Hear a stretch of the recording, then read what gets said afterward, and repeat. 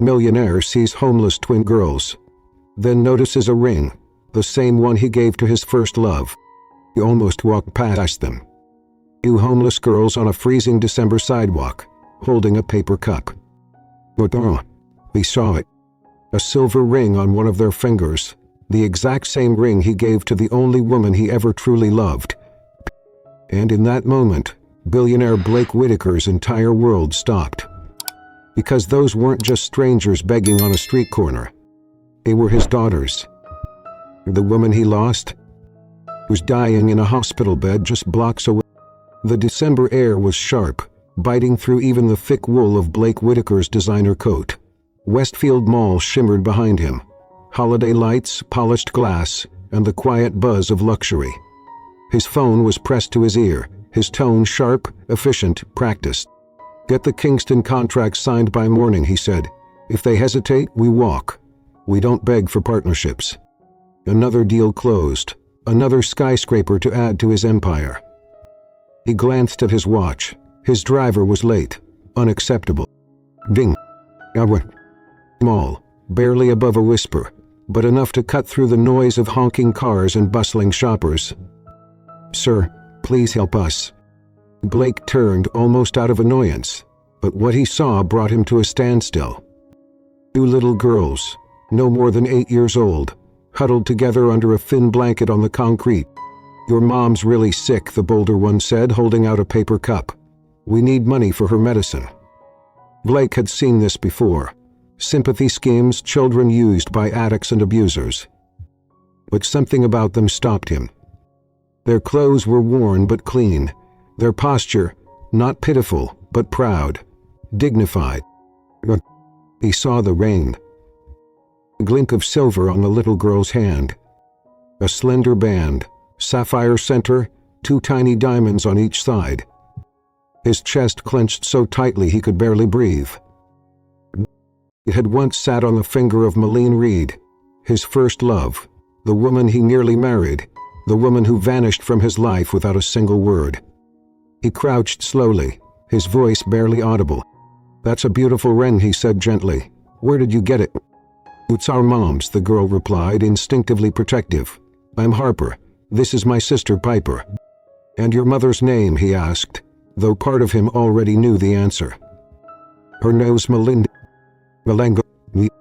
The sidewalk, the shoppers, the city. Everything fell away. He hadn't heard that name in 10 years, not since she disappeared from his life like smoke. And now his daughter were sitting in front of him, freezing, hungry, and completely alone. His voice shook. "Where's your mom now?" "The hospital, she's really sick." When his driver finally arrived, Blake didn't get in. "A change of plans," he said. "We're taking them to eat." In the warmth of a nearby diner, he watched them devour cheeseburgers like it was their first real meal in days. Maybe it was. Harper explained how Milan had worked 3 jobs until her body gave out, how they lost their apartment, how she taught them to be invisible, to not make trouble. "She taught us to be strong," Piper added quietly, "but when she got really sick, we had to do something." Blake's throat burned. While he was building billion-dollar towers, while he was surrounded by polished boardrooms and marble floors, his daughters had been sleeping on concrete. He looked at them, really looked.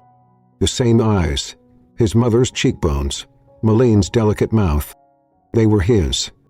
He didn't need a DNA test, he knew. "Can I visit your mom?" he asked. The girls hesitated. "Why?" Harper asked, eyes narrowed with suspicion. "Do you know her?" "I did," Blake replied. "A long time ago." Harper's hand moved to the ring. "She cries when she looks at this, says it's from before everything went wrong." He swallowed hard. The Malene he remembered had been radiant, passionate, studying architecture, dreaming of building homes where families could grow together. Now she was dying alone in a public hospital, while their children begged strangers for help. And he hadn't even known. Baluk. Instead, he followed 2 little girls through the cold corridors of County Hospital. When he stepped into room 412, Tom stopped. There she was. Melinda. Pale. Fragile but unmistakably her. Honey blonde hair limp around a face that once lit up every room she entered. Her eyes fluttered open, confused, protective, until they landed on him. "Blake," she whispered. "We quivet remote. I'm here." "Maddie," he said, stepping closer. "You shouldn't be," she murmured, pain laced in her voice. "Please, just go." But Blake wasn't going anywhere. Not this time. And that was just the beginning. Section 1, the ring that changed everything. The hue of fluorescent lights above cast a sterile glow over the hospital corridor as Blake Whitaker stood frozen outside room 412. A billionaire a man used to control, strategy, power. But right now he was terrified. Not of a business deal going bad, not of a crashing market. He was terrified of what he was about to see. He took a deep breath and stepped inside. And there she was. Here's my life.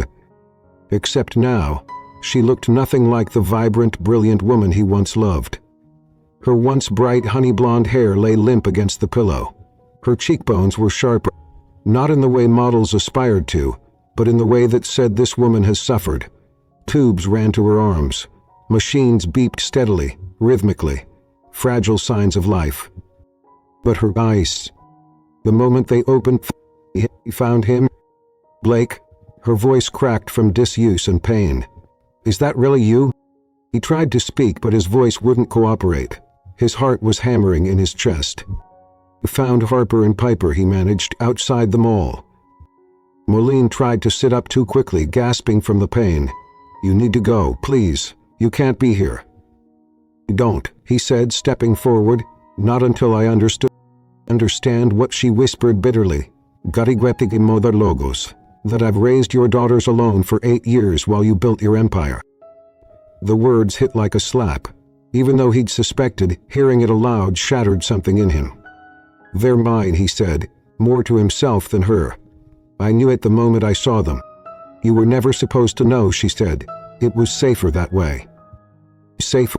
His voice rose just slightly, grief and fury simmering underneath. "You were homeless, begging on the streets." "He wasn't begging," Malit snapped, eyes blazing. A beat of silence. In touch it he would decrin great and cracking up, crackling like an electrical storm. "I didn't leave because I wanted to," she said finally, quieter now. "Your father, he offered me money, told me to disappear, that I'd ruin your future. He threatened everything you worked for." Blake's entire body went cold.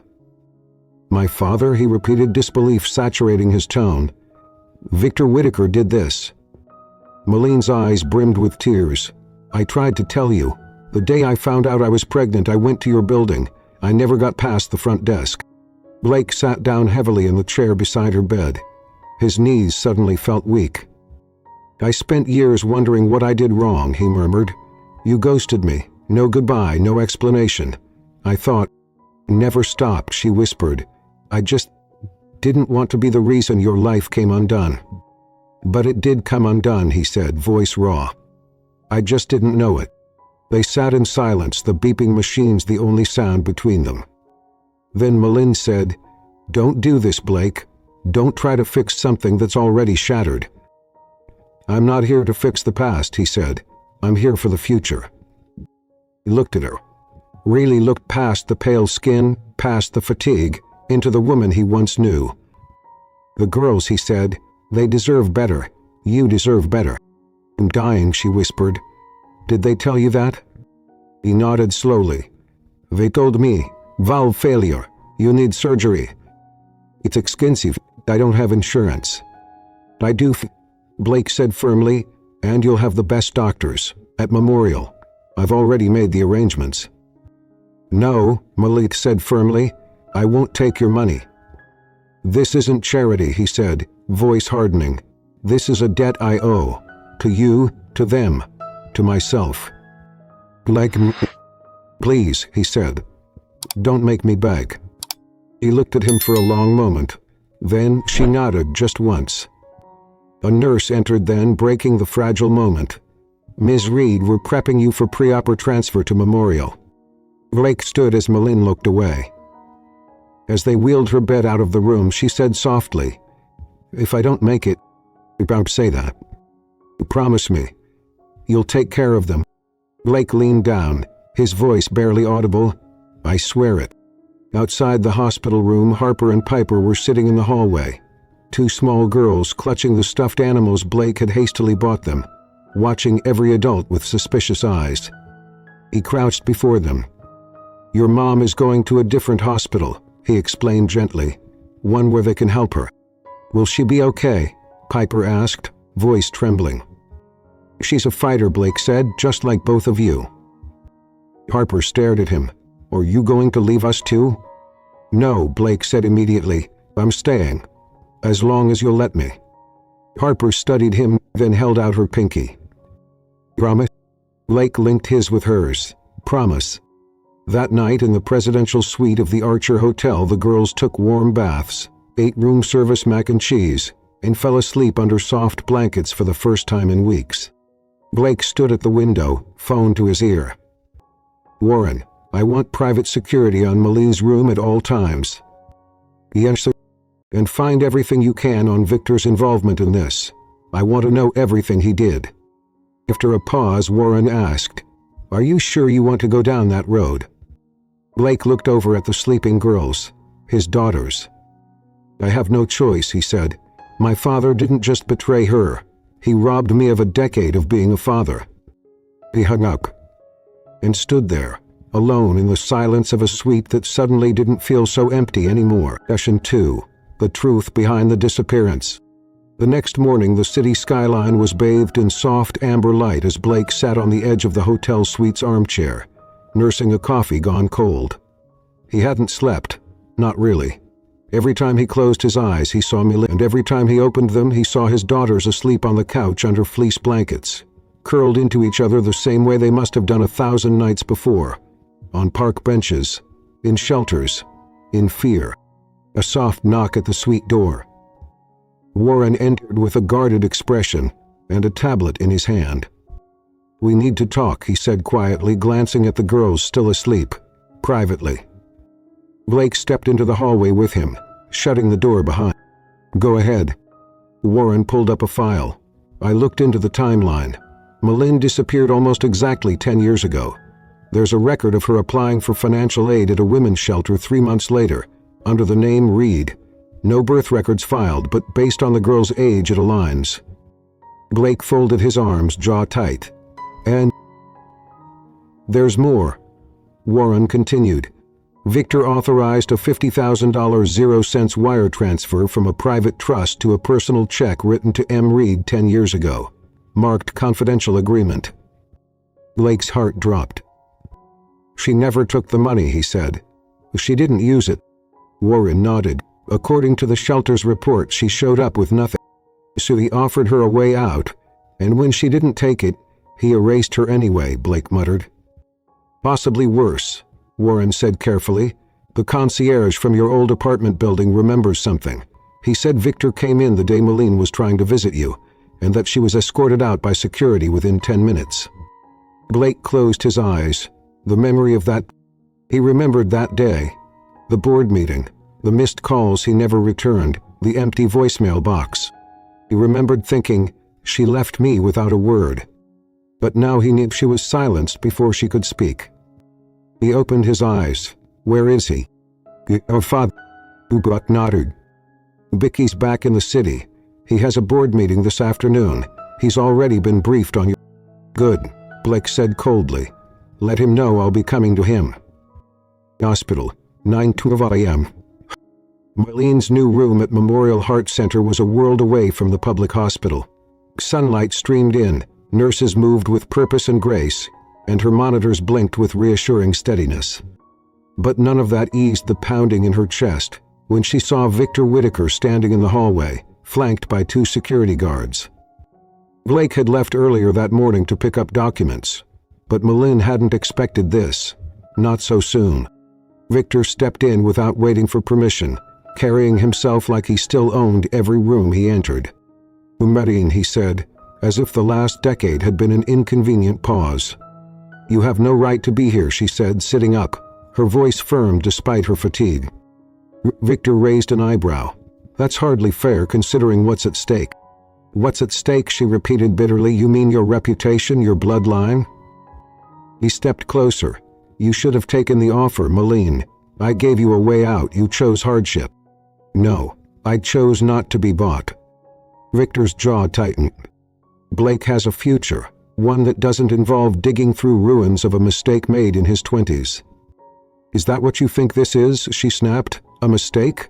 Blake loved me, I loved him. Victor's eyes narrowed. And you used that love to distract him. You had no family name, no pedigree, no mean. He had heart. She cut him off. I had dreams. I had his support. Victor's voice dropped, quiet and menacing. You will not ruin my son again. You may have resurfaced, but I will make sure you disappear once more. And then, his voice trailed off. Because standing in the doorway was Blake. Silent, staring, pale with fury. I wondered how long it would take before you showed your true face, Blake said.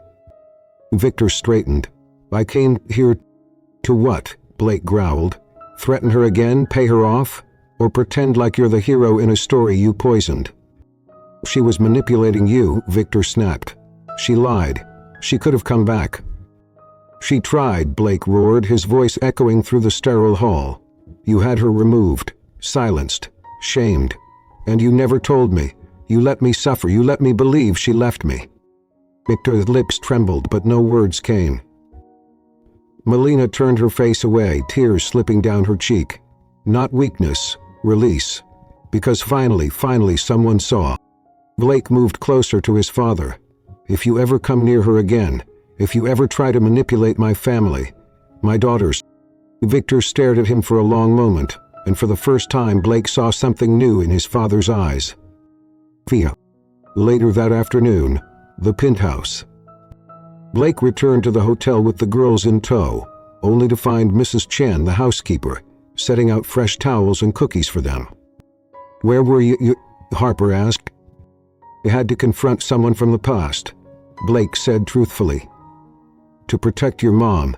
And you. Harper tilted her head. Did you win? Blake looked down at her and smiled. Let's just say he knows not to mess with us again. That night, after the girls were asleep, Blake sat alone in the darkened suite. Across from him, Malene rested after another series of tests, her chest rising and falling in the rhythm of a tired but healing heart. He reached into his pocket and pulled out the ring. The ring. The one that had started it all. The one that had once been a promise. He looked at it in the palm of his hand, feeling its weight, not in gold or stone, but in memory. I never stopped looking for you, he whispered into the quiet, even when I didn't know I was. He set the ring gently on the nightstand beside her. This time, he wasn't losing her again. Sequoia, the men who claimed their daughters. Night fell heavy over the city. From the 23rd floor of the Archer Hotel, everything looked small. He thought he had faced the worst. He was wrong. At 10:17 p.m. his business phone buzzed, with a message that stopped his breath. Unknown number. Tell her Ryan says hello. We have unfinished business. His hand froze mid-air. The world around him blurred, like the air had been sucked out of the room. Ryan. The name Malene refused to say for years. When the girls only whispered in pieces. The man who had once been part of their life. Blake bolted upright. He grabbed his second phone and immediately called the hospital.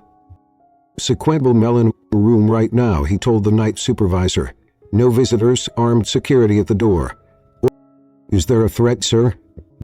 There's history, Blake said, and it's coming for her. The hospital room 3 and 4, Memorial Heart Center.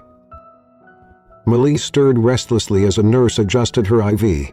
The drugs made her skin itch, her dreams twist. But something in the air, a static, a wrongness, made her eyes open. He turned just as the night shift guard stepped outside to speak with the desk nurse. As she saw him, Ryan Lewis, in the hallway, watching at her. His face thinner than before, his eyes more sunken. But she knew that silhouette. She'd spent years fearing it. He hadn't moved. He didn't need to. His smile said everything. Then a nurse stepped between them, blocking her view. When Milan blinked again, he was gone. Her heart monitor beeped faster. "Milan," the nurse asked, alarmed. "Are you okay?" "No," she whispered. "He's back." Back at the hotel, midnight. Blake stood at the center of the suite's living room, his hands clenched at his sides. Warren had just arrived, pale and out of breath. "How did he get your number?" Warren asked. "I don't know, but he's watching her. Or he was. She saw him." "I'm running a trace," Warren said, "and I've put eyes on the hospital. But Blake..." "What now?" "We did a full background sweep on Ryan. He's been out of prison less than a year. Assault charges, 2 restraining orders, 1 for threatening a minor." Blake's blood chilled. "Did he ever have custody of the girls?" "No. But he filed for it, denied, of course. No paternity. But Malene never contested the claim directly, likely out of fear. He made her life hell, Blake." Blake nodded slowly, rage rising like a tide. "I want security on the girls now." "They're sleeping," Warren said quietly. 247 IE, the panic room. The penthouse was silent. Mrs. Chen had tucked the girls into bed an hour earlier. Blake, now wide awake, was going over the apartment's emergency lockdown system again. Panic room, reinforced steel, biometric lock, direct line to private security, oxygen filter locked for 3 days. He stared at the screen. His daughter sleeping peacefully just 1 room away. And he realized it weren't just his responsibility now. They were his redemption. The next morning, a voice from the past. Malene's room smelled like flowers and antiseptic. She looked better, color returning, lips no longer cracked, her spirit steadier. Blake arrived just after sunrise with warm tea and new clothes for her. She smiled weakly. "You really are a billionaire. These pajamas have tags." He smiled but didn't sit. "I need to ask you something, Maddie." He nodded slowly. "Ryan, tell me everything." She looked away, her shoulders tensed. "He wasn't always a monster," she said quietly. "At first he was kind. I was desperate. You were gone, I had no one. And he said all the right things." "How long?" 6 months, maybe less. Until I realized he didn't care about me, or the girls. He wanted control, power. He said we were his family now. But I knew the first time he slammed a door hard enough to make Piper cry." Blake's jaw tightened. "Did he ever hurt them?" "Not physically. But fear is a wound too, Blake. He'd whisper things to them when I wasn't around. Say I'd leave them, that I'd die, that they'd be better off with him." Tears spilled from her eyes. "I moved them 6 times. Every time he found us. I filed police reports. They said unless he hit me there wasn't much they could do. Eventually, I stopped asking for help." Blake's voice was low.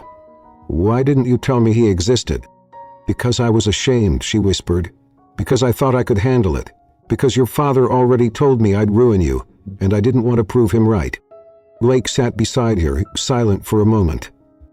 "He will protect you," he said, "no matter what it costs." Not even a ghost returns. Harper and Piper were watching cartoons in the hotel suite, while Mrs. Chen prepared dinner. The sun was setting, and for a brief moment, peace returned. Then came the knock. Blake opened the door, expecting Warren. But it wasn't Warren. It was Raoul. Not on the cameras, not seen in the lobby. Somehow he got past everything. And he was smiling. "Blake Whitaker," he said, as if they were old friends. "I came for my girls." "You need to leave," Blake said. "Go." Is he calm? "I don't think so," Ryan said, stepping inside. "See, I helped raise them. I was there when Malene cried herself to sleep. I held their hands when you were too busy playing king of the city. You were never their father." Ryan's smile sharpened. "Funny, they called you daddy for years." Galuke moved first. Shoved him back, hard. But Ryan, he just tilted his head, looking toward the hallway where the girls were playing. "You know they look like you, right? Piper especially. It's why I hated her the most. Blake's vision went red. He punched him. Hard. Years of suppressed guilt, fury, and fatherhood collided in that one blow. Ryan crumpled to the ground, dazed. "Security," Blake roared. Warren and 2 guards charged in moments later, dragging Ryan out while he laughed, blood in his mouth. "This isn't over," Ryan screamed. "They'll never be safe with you." Later that night, the girls learned the truth. Harper stood silently in the hallway, arms crossed, watching Blake pace the living room. "Was that him?" she asked softly. Blake froze. "Yes," he said, "it was." He nodded. "I thought so. I heard his voice." Papa peeked out from behind her sister. "Is Mom okay?" "She's safe," Blake said. "She's strong, and we're not letting him near her again." Harper walked up to him, lifted her chin. "Are you going to protect us too?" Blake knelt, eye to eye with her. "Until my last breath." Pepper leaned into him, and then Harper. And as Blake held them both close, he realized something profound. He wasn't just protecting them. He was becoming theirs. Section 4, Bloodline ends on board. Monday, 8:56 a.m. Whitaker Tower, down to 45th floor. The air inside the glass-walled boardroom was heavy with anticipation. A dozen men and women in tailored suits sat around the long obsidian table, their postures rigid, their whispers low. At the head, Victor Whitaker adjusted his gold cufflinks for the 3rd time. "Is Blake even showing up?" a director murmured to another. "God, I hope not," a third muttered. "We need leadership, not drama." Then, at precisely 9:00 a.m., the double doors opened. Blake Whitaker entered. No tailored 3-piece today, no tie, just a charcoal button-down, sleeves rolled, eyes tired but sharp. And yet somehow, in that vulnerability, in that stripped-down appearance, he radiated something more powerful than control. Picture. Victor Rouse, slow and theatrical. "Son," he said with forced civility, "we weren't sure you'd come." "I almost didn't," Blake replied, his voice like steel dipped in regret. "But then I remembered. This board is voting on my legacy today, so yes, I came, to remind you who I am and what I stand for." He placed a worn manila folder on the table.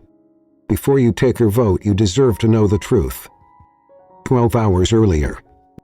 Blake sat across from Malene at the hospital, a tablet in his hands.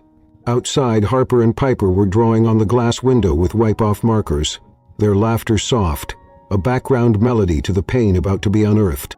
"I need your permission," Blake said, "to go public. About the girls, about you, about everything." Malene's expression was unreadable. "They'll turn it into a scandal," she warned. "I know," he said, "but right now Ryan's making threats. My father is orchestrating power plays, and the only way to stop both is with truth." He looked at him for a long, still moment. "Nod, tell the truth, Blake. Tell it all." Back in the boardroom, Blake opened the manila folder and slid photographs across the table. "This is Harper, and this is Piper. They're my daughters. I didn't know about them because 10 years ago someone made sure their mother disappeared from my life." He looked straight at Victor. "It was my father." Gasps, sharp intakes of breath. One director actually dropped their pen. Victor's face twitched, but he said nothing. Blake continued. "He offered her money, had her removed from my building, told her I wanted nothing to do with her, told me she vanished." The room was stone silent. "She didn't vanish. She raised my children in poverty. She survived shelters. She worked 3 jobs, all while this company built penthouses and pushed papers about family values." A woman near the middle cleared her throat. "Mr. Whitaker, these are very serious claims." "They're facts," Blake said. "Verified. Timelines, wire transfers, statements. And this morning, I filed a legal addendum to include Harper and Piper Whitaker as my legal heirs." Victor stood, eyes. "You're destroying everything I built." "No," Blake said calmly. "I'm rebuilding something better." Victor stepped forward, hands trembling in fury. You want to drag our name through the mud? Because of some woman who should have stayed gone? You think these people," he gestured wildly to the board, "will let a maid and her bastard children inherit Whitaker Holdings?" The room went cold. And then Blake smiled. "Funny you mentioned that." He reached into the folder and pulled out another document. "This," he said, tapping the top of the page, "is a resignation letter, effective immediately." Silences. "And this," he pulled another sheet, "is the founding charter for a new firm. Whitaker Grace Development. Family housing, trauma-informed design, non-profit partnerships." A woman at the far end, older, respected, leaned forward. "Grace?" "Maline's middle name," Blake said, "and a promise that no child of mine will ever sleep on concrete again." Victor's voice shook. "You'd throw away $1 billion Correction," Blake cut in. "Your empire. I've built my own now." Minutes later, the boardroom emptied slowly, uneasily. Some members nodded to Blake on their way out. Others avoided his eyes entirely. Victor remained. For the first time he looked smaller, as if years of manipulation and empire building had suddenly caught up to his bones. "You made me do this," he whispered. "No," Blake said, gobbing the folder. "You did this to yourself." Victor swallowed hard. "What are you going to tell them?" Blake paused in the doorway. "That you were wrong. That you lied. That I forgave you anyway, but I chose better for my family." He left.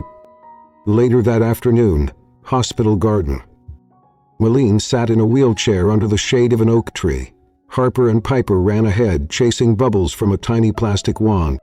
Blake approached slowly, slid into the chair beside her. "It's done," he said. "You resigned?" "I walked out with my head high, started something new." Melindy looked at him. "And your father?" "Still pretending it was all for my good," he said with a sad smile.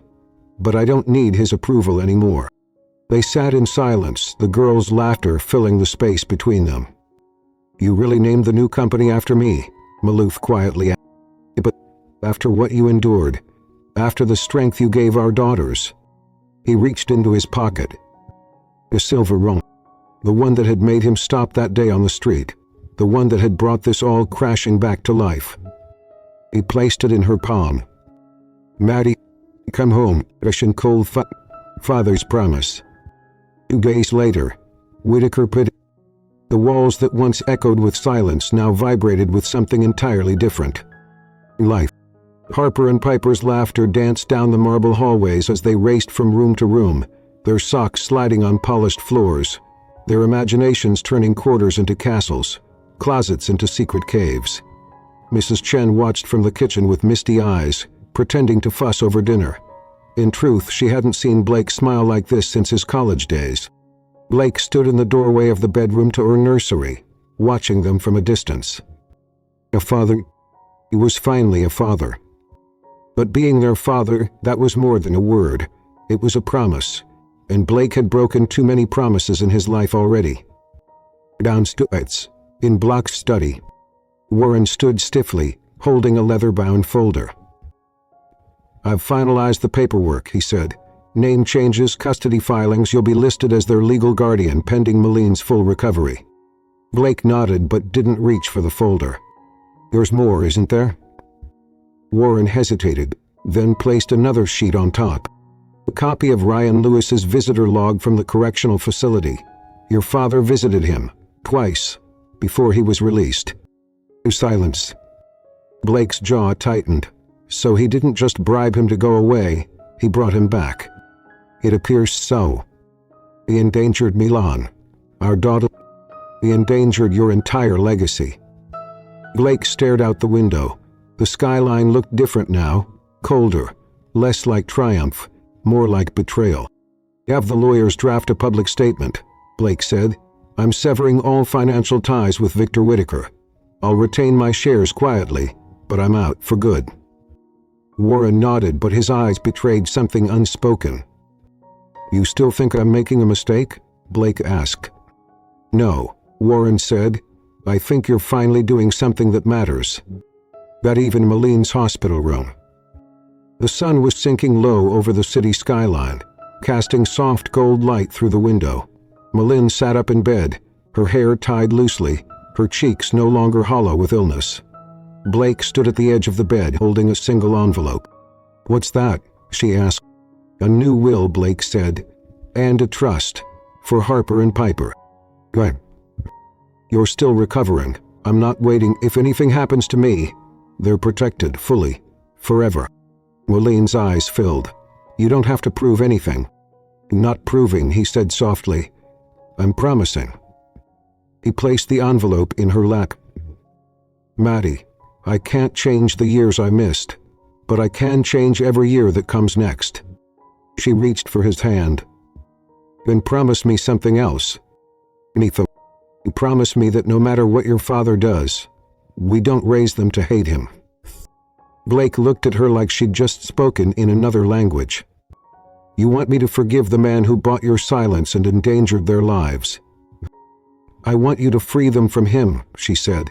"Hating him gives him power. Let's raise them with love, not war." Blake sat down, overcome. "You are the strongest woman I've ever known." He smiled faintly. "No, I was broken, but they kept me going. I whipped it on that night. Rooftop balcony." Blake tucked Piper into bed and kissed Harper's forehead. When they finally slept, curled up like mirror images, he stepped out onto the rooftop balcony. The city blinked below. He pulled out his phone. One last thing to do. He called Victor. "I'm not calling for closure," Blake said. "I'm calling to say this. You don't get to shake my family anymore." "Blake." "I'm building something you'll never understand," he interrupted. "Not a company, not a brand, a home, and they will never feel abandoned again." Then he hung up. The knocking down, a new rhythm begins. The elevator chimed open. Harper stood beside Blake, backpack slung over her shoulder, Piper clinging to her favorite book.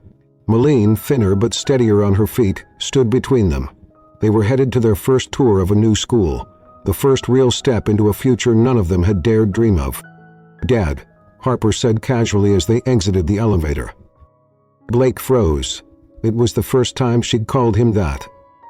He turned slowly. "I think we're going to be okay." He knelt, heart full. "I know we will." Section 6, Shadows in the System. 1 week later, Memorial Heart Center. Discharge day. The elevator doors opened and Maylene stepped out. Not in a wheelchair, not with a nurse's arm for support, but on her own. She was pale, tired, and slower than before. But she was standing tall. Blake waited just outside the lobby, holding the girl's hands. Piper saw her first. She ran. Harper followed, and Malene, for the first time in a long time, opened her arms without fearing she might fall. Blake's voice cracked with emotion. "You look stronger than you've ever seen you." Malene smiled. "Must be all the love." Back at Blake's penthouse, later that night. As Malene settled into her new suite, Harper sat on the living room couch watching TV while Piper played with the kitten Blake had surprised them with that morning. Blake was in his study, standing over Warren. "This came in just now," Warren said, sliding a USB drive across the desk. "What is it?" "A Whistleblowers inside Whitaker Holdings, someone from finance, claims Victor's been funneling funds offshore, and not just for personal use."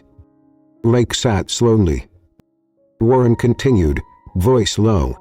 "He's funding private contractors, security agencies, buying silence." Blake's brow furrowed. "Silence for what?"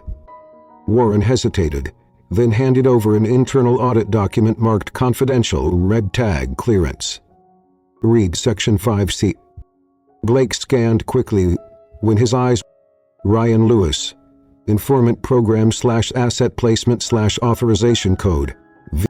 The air went thin. "What the hell is this?" Warren exhaled. "Your father didn't just accidentally cross paths with Ryan. He recruited him, paid him while he was inside, used him as leverage."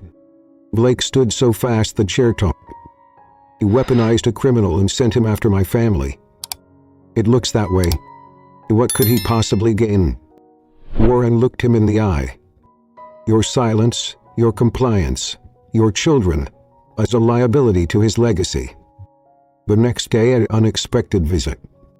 Victor Whitaker arrived at the penthouse without warning. Blake didn't invite him in, but Harper spotted the older man from the hallway. "That's him," she whispered to Piper. "That's the grandfather." Victor's gaze softened at the sight of them, but Blake stepped into his path. "We're done playing chess," Blake said. "You sent a predator into my house. I protected our No, you tried to erase the people I love." Victor's voice lowered. "You're playing a dangerous game, son. And I'm ready to burn the whole board." Victor offered a grim smile. "You always were too emotional." Blake stepped forward. "You always were a coward in a suit." Then he shut the door. Later that evening, a quiet conversation in the kitchen. Melina poured tea. Her hands still trembled slightly from the surgery, but her eyes held that old fire. "You look like you've seen a ghost." "At Hap," Blake muttered. He told her everything. The offshore accounts, Ryan's ties to Victor, the informant program, the hidden manipulation, the extent of his father's shadow games. When he finished, she was silent for a long time. "He's never going to stop." "So what are you going to do?" Blake didn't answer right now. Then he looked at her, at the truth in her eyes, at the strength she still carried after a decade in the dark. "I'm going to take back the name Whitaker and make it mean something again." 2 days later, press conference, flashes, murmurs, cameras. Blake stood at a podium beneath a banner. "The Whitaker Grace Foundation for Families in the Shadows." To the world, he said, "I've been a CEO, a builder, a strategist, but last month I met 2 little girls who showed me what I really am." He paused, took a breath. "Father." He turned to gesture at Harper and Piper, who sat beside Melina in the front row. The crowd turned. Applause followed. "But that title," he continued, "comes with responsibility. To protect, to tell the truth, even when it's ugly." Then he dropped the bomb. He exposed the offshore payments, the use of Ryan Lewis as a tool, the corruption embedded in the Whitaker empire. And today, I'm asking for a full federal investigation. But not that. It was Anonymous 3. A package arrived at the penthouse. No return address. Inside, a single item. A broken silver round. Willie gasped, recognizing the one Harper wore, now shattered. A noted "You can't protect them forever." Blake didn't say a word. He simply turned to Warren and said, "Move them now." Option 7. The safe house. 3 hours after the midnight. The penthouse was dark, silent. Too silent. The girls were already asleep. Melina beside them, curled like a human shield. Mrs. Chen stayed close, packing small essentials, medication, warm socks, the kitten tucked into a travel carrier. Blake stood in his office staring at the broken silver ring on his desk, the one Harper had worn like armor, the one someone had snapped in half to send a message. "Security sweeps done," Warren said, entering quietly. Nothing planted inside the penthouse, but the cameras in the west stairwell were disabled. Someone knew our blind spots. Blake didn't answer. His hands were clenched into fists at his sides. "Where are we taking them?" he asked finally. Warren tapped his phone. "The safe house outside Rhinebeck, 2 hours upstate. Private property, gated, off the grid. Only you, me, and Mrs. Chant know the location." "Who's already there?" "2 former Navy SEALs on rotation. Surveillance inside and out. Cell service blocked. Generator backups. No press, no phones, no traces." "Good," Blake said, because someone had crossed a line. And this time Blake wasn't going to wait to be attacked again. Highway 9, 3:12 a.m. en route to the safe house. The black SUV sped along the empty interstate. Blake drove. Melina sat in the passenger seat cradling Harper, who'd stirred with fever in the night. Piper slept in the back, the kitten in her arms. Mrs. Chen rode behind them in a separate vehicle. The world outside was trees and darkness. But inside the car it felt like a lifeboat, all 5 of them huddled inside a storm they didn't ask for. "You should have seen it coming," quietly said quietly. "My father never leaves loose ends." "This isn't your fault," Malene whispered. But Blake didn't answer, because deep down he wondered, hadn't it always been his silence that enabled this? Rhinebeck, 5:27 a.m., the safe house. A cabin. Stone walls, wood beams hidden in the hills like it belonged to another century. It was built by Blake's maternal grandfather, a war veteran who never trusted the world again after Korea. Now it would become a fortress. "Bedrooms on the 2nd floor," Blake said, showing Malene around. "Panic room in the wine cellar, reinforced, enough supplies to last months." "You sound like you've done this before," she said softly. Blake looked her in the eye. "You've done everything but protect what matters." 2 days later, a new rhythm. By morning, the girls had already made the stone porch their new playhouse. Malene cooked with Mrs. Chen in a real kitchen for the first time in weeks. Blake sat at the window, laptop open, coordinating the federal case against Whitaker Holdings through encrypted channels. But beneath the peace, there was pressure, mounting, silent coil. And when Harper walked into the room holding her broken ring in her hand and said, "Why would someone want to hurt us, Daddy?" Blake felt something fracture inside him. He knelt and met her eyes. "Because they're scared of the truth." "Of you?" "No," he said. "Of what we're building. Of this family." That night, but at fireside. Melita stood outside wrapped in a wool blanket watching stars blink overhead. Blake joined her, a cup of tea in his hand. "I never imagined it like this," she said. "Hiding, running." He looked at her. "Do Aguate regret letting me back in?" She didn't answer right away. Then quietly, "No, but I regret not fighting harder. Back then. For you. For the girls." Blake reached for her hand. "You survived. You fought every day. You never gave up." She leaned into him, her head on his shoulder. "You promise me something," she whispered. "Neither. When this is over, we stop surviving and start living." Blake kissed the top of her head. 3 days later. The compromise. The silence was broken by a call. "The FBI has enough to press charges, but your father's attorneys are negotiating a deal. Immunity in exchange for naming other high-level players in the corruption ring." "No," Blake snapped. "He doesn't get to walk free." "You have no say, Blake. It's federal now." "But I do have leverage," Blake growled. "My public The girls were drawing by the fireplace. Malene sat across from Blake. "They're offering him a way out," he told her. "A clean one." "What are you going to do?" Blake looked toward the twins. "Whatever it takes to make sure he never gets near them again." Malene nodded, then handed him something. A crumpled, handwritten letter. "I found this in one of our old storage boxes," she said. "He wrote it 10 years ago, the night he said goodbye." Blake unfolded the paper. It was a letter he'd written to Malene the night before their graduation, a love letter, but it had never reached her. "Your father intercepted it," she said softly. "He told me you didn't care." Blake looked down at the trembling words, now smeared with age and emotion. "Wherever you go, Maddie, come back to me. We're not done." He stared at the words for a long time. "I'm going to end this," he whispered. "For you, for them, for the man I used to be, before power made me forget what mattered." Section 8. The Testimony. 2 weeks later.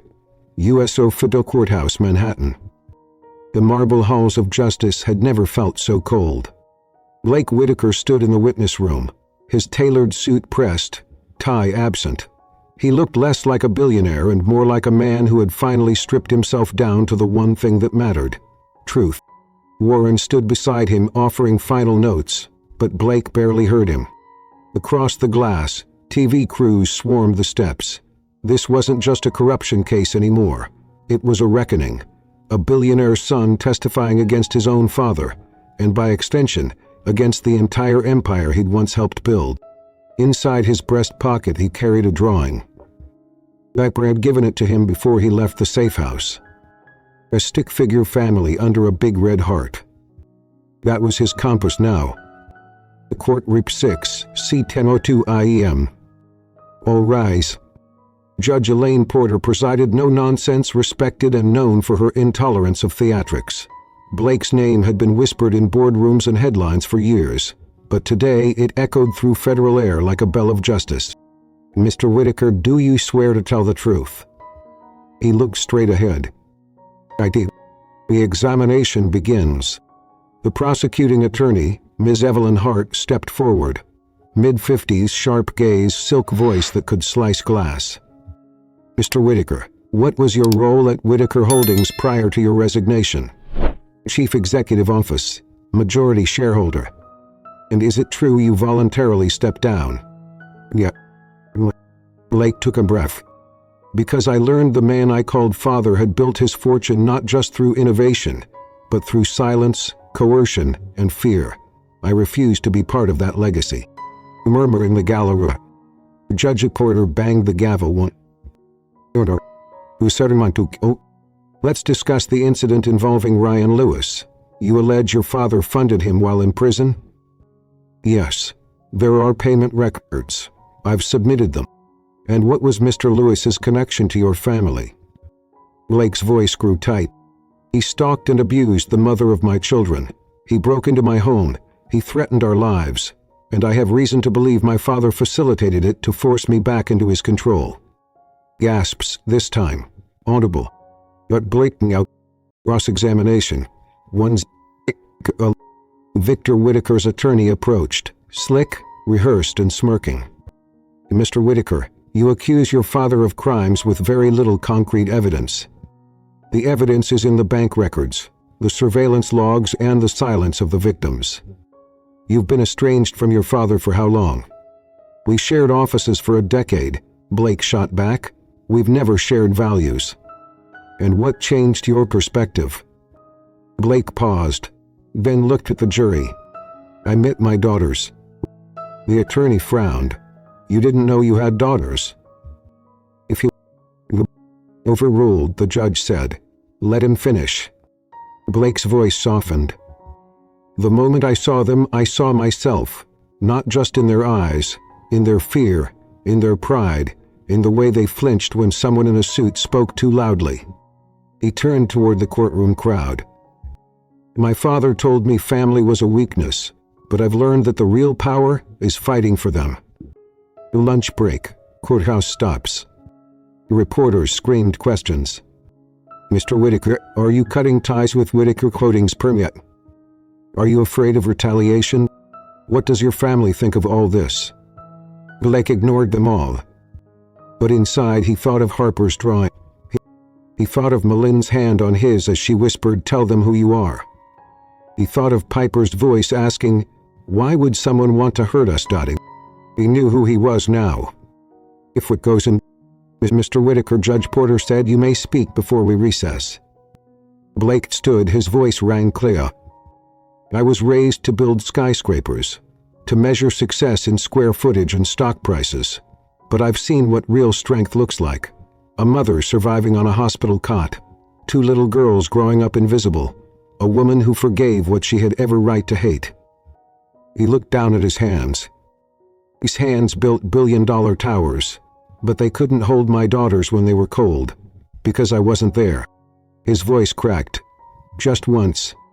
He looked at the gallery, at the jury, at the American flag that hung over the judge's bench. And I won't be silent again. Outside the courthouse, 5:42 p.m. Blake exited into a sea of flashes. The sun was setting over the East River. Warren, with a calm urgency. It's done, he said. The FBI's moving in. Victor will be indicted. Multiple board members. Blake nodded. And the girls? Still safe, still watching cartoons with Mrs. Chia and begging Maylie for more mac and cheese. Blake smiled, for the first time that day. He'd done it. He hadn't just testified. He'd claimed his name, not as Victor Whitaker's son, but as Harper and Piper's father. Rob shook his head. Not 2 weeks. They got to Willowbrook Lane, suburban upstate New York. The house wasn't grand, it wasn't polished marble or skyline views. It was red brick, ivy climbing the porch posts, a white picket fence with creaks in the gate. The backyard had a tire swing and a half-built treehouse. The inside? The walls held silence, laughter, and something new they were all still learning to call home. It was the first place the twins had ever unpacked boxes they could keep. The first time Malin cooked dinner without wondering if someone might knock, demand rent, or threaten what little peace she had. And Blake? Blake had never heard a home hum like this, not with corporate tension, but with a kitten chasing shoelaces, with Harper asking deep questions at bedtime, with Piper falling asleep on his chest before the movie ended. This house was theirs. But not everyone wanted them to have it. Monday morning call from Warren. Blake stood barefoot in the kitchen, flipping pancakes in an apron Harper had bought him for Father's Day. Warren's voice on the phone was uncharacteristically grim. "There's been a data breach. Internal," pointed Howell asked, lowering the flame. "Someone leaked your new address. Not to the media. Just one recipient." "Who?" "Victor." Blake didn't answer for a long time. "Is he under surveillance?" "Yes, but he's clever, and he has nothing to lose now." Blake looked through the kitchen window. The girls were chasing each other in the yard, laughter ringing like a lullaby. "I'm not running again," he said. "We just started living." "I know, but keep your guard up." Later that day, Malin's discovery. Malia was unpacking a box labeled Old Keepsakes from her college years when she found it. A black envelope, weather-worn, sealed with a wax. He opened it slowly. Inside was a legal document. Prenatal paternity settlement, drafted but unfiled. And a letter dated 10 years ago, from Victor Whitaker. "Milady, this agreement absolves Blake of legal responsibility for the child. Sign it, and I'll ensure you have enough to disappear. If you don't, know that life will not be kind to a single mother who walks away from the Whitaker name." Tears welled in her eyes. He had tried to erase them even before the girls were born. Malin folded the letter, walked to the backyard where Blake was helping Harper hammer the treehouse roof. He didn't speak. Yoxoda just handed it to him. Blake read it. His hands began to shake. Rage bubbled behind his eyes. But he didn't explode. He simply looked at her. "This is who he's always been," she whispered, "but we're not afraid anymore." Blake tore the letter in half. "No." The next unexpected visitor. Rain hammered the roof like warning drums. A knock came at the door just after 10 p.m. Mrs. Chen, now fully upgraded to household manager and grandma-in-chief, peeked through the side window. "It's him," she said softly. "Victor." Malin's spine straightened. Blake opened the door. Victor Whitaker stood in the rain, suit damp, hair wild, the ghost of the man who once ruled entire skylines. "I don't expect kindness," he said. "I just want a moment." "Abuan." Victor's voice broke slightly. "I watched the hearing. You did well." Blake narrowed his eyes. Victor looked past him and saw Harper inside, playing chess with Piper. "I came to say I was wrong." Blake froze. "I don't deserve forgiveness, but I thought you should know. Everything I built feels meaningless now. Those girls, your girls, they carry the best parts of our family."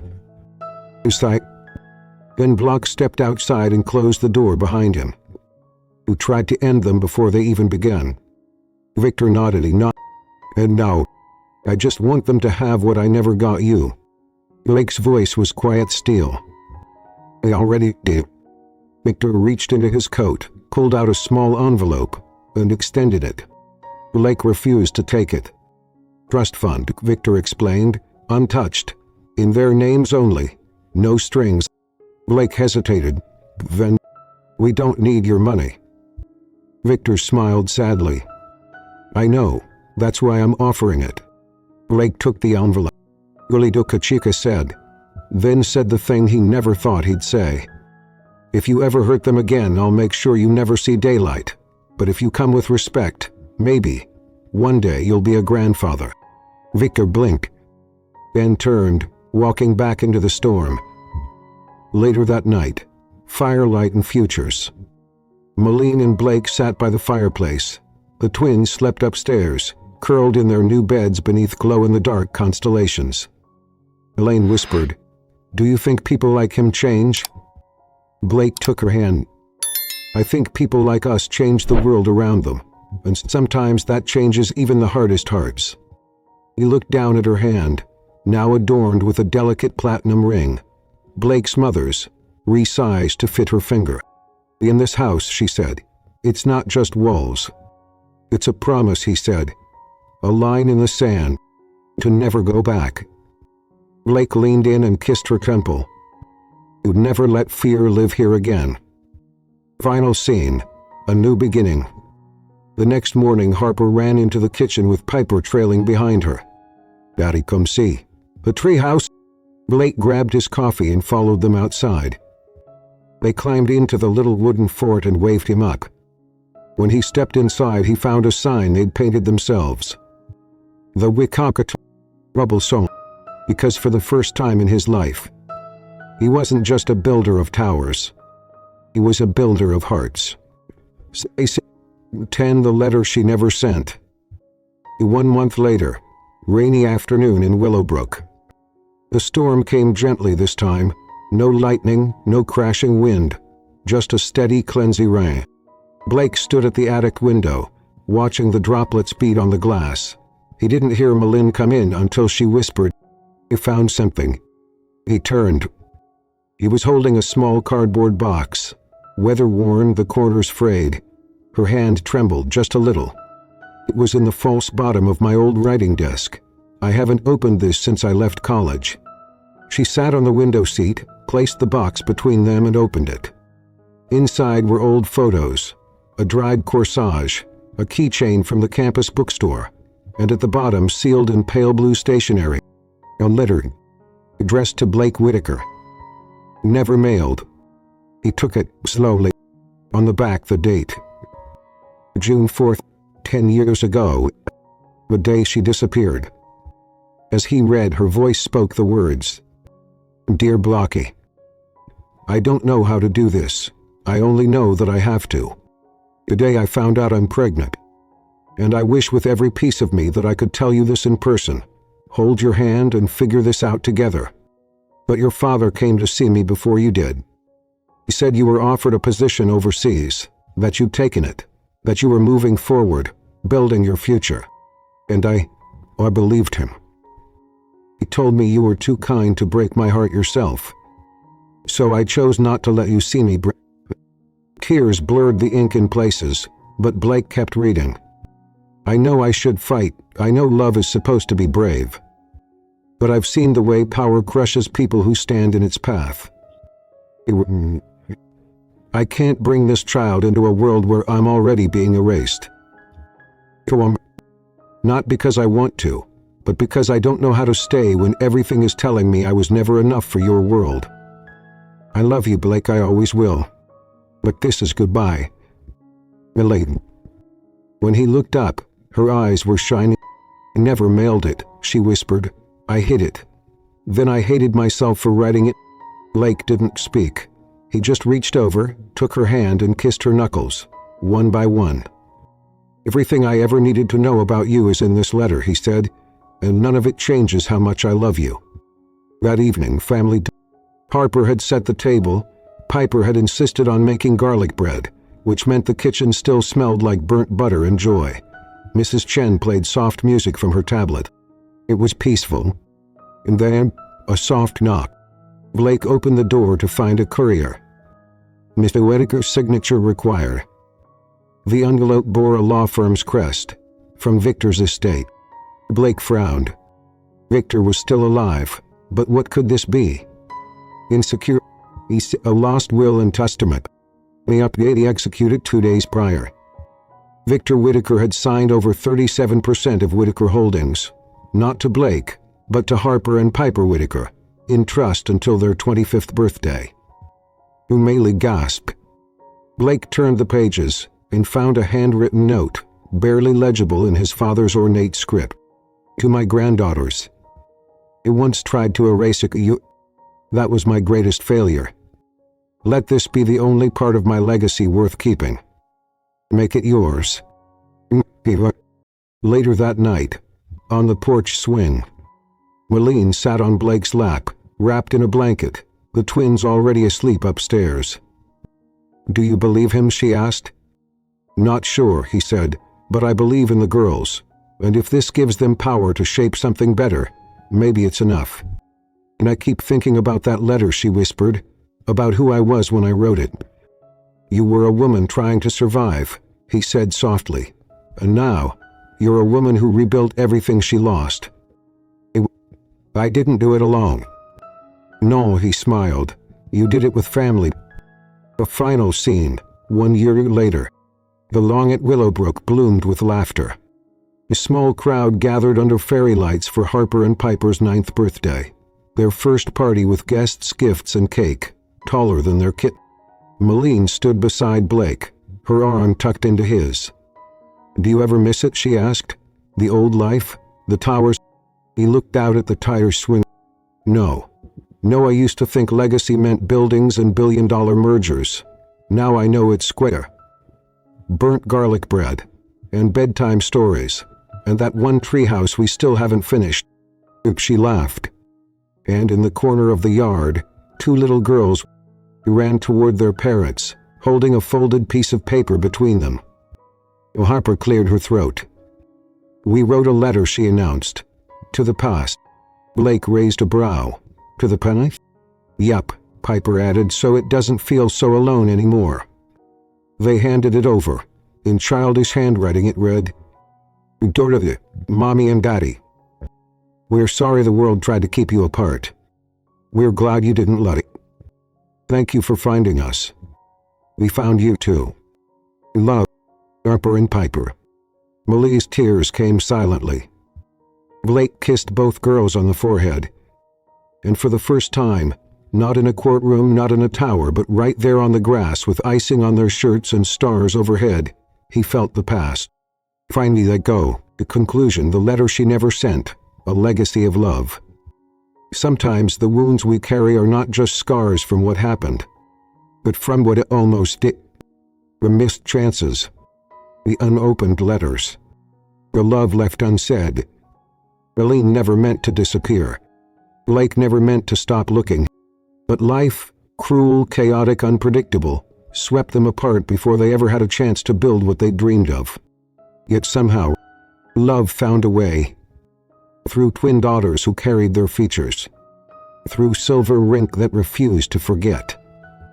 Through heartbreak, threats, and boardrooms built on silence.